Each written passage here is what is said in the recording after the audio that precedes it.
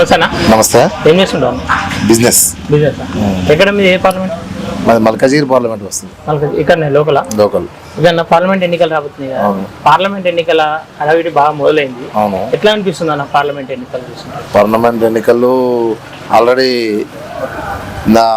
ఈ యొక్క అందరూ యూత్ అందరూ కూడా బీజేపీకి వేయాలనే ఆలోచనలు ఉన్నారు.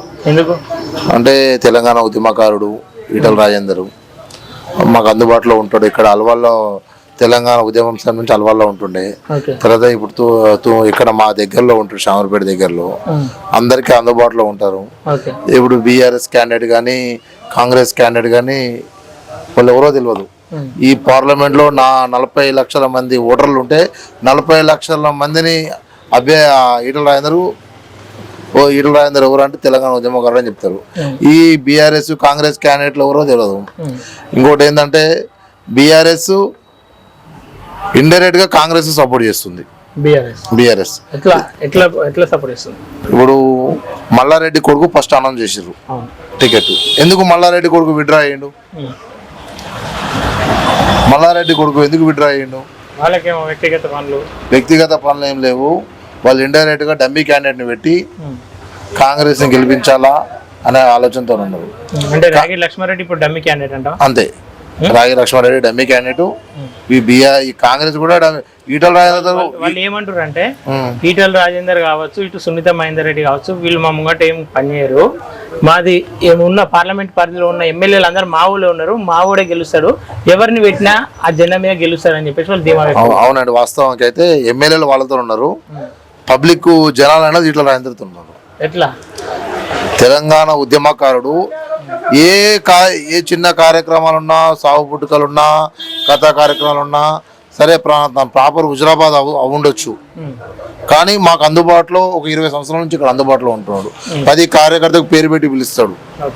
కష్టం వచ్చినా పట్టించుకుంటాడు, సుఖం వచ్చినా పట్టించుకుంటాడు. ఏ రాత్రి ఏ రోజైనా పో, పొద్దున పో, రాత్రి పో, మధ్యాహ్నం పో, ఎప్పుడు పో, ఆ ఇంట్లో పొయ్యి ఆరదు. 24 గంటలు అన్నం పెడతారు కార్యకర్తలకి.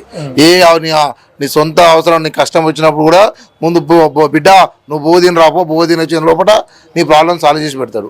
అట్లాంటి నాయకుడు కావాలా, అట్లాంటి సేవకుడు కావాలా. ఇట్లా నరేంద్ర మోడీ గారు ఈరోజు ఇట్లాంటి క్యాండిడేట్ ఆల్రెడీ బీజేపీలో 100% గెలుస్తుండే. ఈటల రాజేందర్ వస్తానికి 200% ఇక వీళ్ళు గన్ షాట్ అన్నట్టు ఈటల రాజేందర్ గారు గెలుస్తారు. కానీ మల్లారెడ్డి లాంటి బలమైన ఎమ్మెల్యేలు పార్లమెంట్ లో ఉన్నారు, వాళ్ళందరూ బీఆర్ఎస్ సపోర్ట్ చేస్తారు. బీఆర్ఎస్ సపోర్ట్ చేసినా మల్లారెడ్డి బీఆర్ఎస్ సపోర్ట్ చేస్తారు కదా. ఇదే జవహర్లాల్ మున్సిపల్ కార్పొరేషన్ లో తన మేయర్ సీట్ ని కాపాడుకోలేకపోయిండు.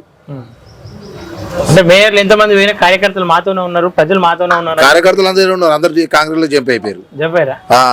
ఎప్పుడన్నా ఏదో బేరసారాలు నడుస్తున్నాయి, అందరు కాంగ్రెస్ లో జంప్ అయిపోయారు, కార్పొరేట్లతో సహా జంప్ అయిపోయారు. ఈ గడిచిన 120 రోజులలో కాంగ్రెస్ ప్రభుత్వంలో ఏమైనా మార్పు వచ్చిందన్న? ఏం లేదు. దున్నపోతే ఏమైనా మారుతుందా? దున్నపోతే మీద ఎంత వర్షం కూడా అంతే. ఈరోజు నా ఫోన్ ఉంది, ఇంటింటికి 200 యూనిట్ ఉచిత కరెంట్ అన్నాడు. ఏదో అమలు చేసినామని చెప్పిండు. ఎంతమందికి అమలు అయింది? ఇప్పుడు నీకు ఎవరైనా ఉచిత బస్సులు పెట్టమన్నారా? ఉచిత బస్సులు పెట్టినావు, ఉన్న బస్సులు వీకేసినావు, బస్సులు చచ్చిపోతారు జనాలు. ఈ బాధ ఎవరు చెప్పాలా? మామూలు మేము పోవాలంటే చాలా ఇంత ఇబ్బంది అవుతుంది. లేడీస్ మొత్తం ఫుట్బాల్ చేస్తున్నారు వాళ్ళు, ఇంత గ్యాప్ లేదు. ఈ ప్రభుత్వానికి ఏమైనా సోయిందా? ఈరోజు మొన్న చెప్తున్నా, మా దగ్గర దరిదాపులా మొన్న చెంగిచెర్ల ఘటన మీ అందరికీ తెలిసిన సంగతే. ఇట్లాంటి ఘటనలకు ప్రభుత్వము అసలు మొండి చేయి చూపిస్తుంది.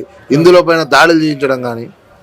మొత్తం మీద పార్లమెంట్ ఎన్నికలు ఎవరు గెలుస్తారు అంటున్నారు? పార్లమెంట్ ఎన్నికల్లో ఈ ఎన్నికల్లో మాత్రం భారతీయ జనతా పార్టీ గెలుస్తుంది. రాష్ట్ర ప్రభుత్వం హవాయం చూపియదా?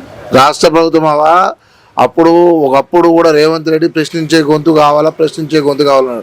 ఇప్పుడు ప్రశ్నించే గొంతు ఈటల రాజేందర్. ఇక్కడ ప్రజల సమస్యల పైన పబ్లిక్ కోసము నిరంతరం కొట్లాడుతున్న నాయకుడు. ఇట్లాంటి నాయకుడిని గెలిపించుకోవాలన్నది పబ్లిక్ అందరూ కూడా నిర్ణయించుకున్నారు. సరే, ఇప్పుడు బీఆర్ఎస్కి ఎమ్మెల్యేలు ఉండొచ్చు, కాంగ్రెస్కి ఏమో అధికారం ఉండొచ్చు, కానీ పబ్లిక్ మాత్రం ఇక్కడ ఉన్న మల్కాజ్గిరి పబ్లిక్ మాత్రం ఈటల రాజేందర్ అన్నతో ఉన్నారు పక్కా. ఓకే నేను ఒక సామాన్య కార్యకర్తని చెప్తున్నాను నేను. Okay thank you. Thank you.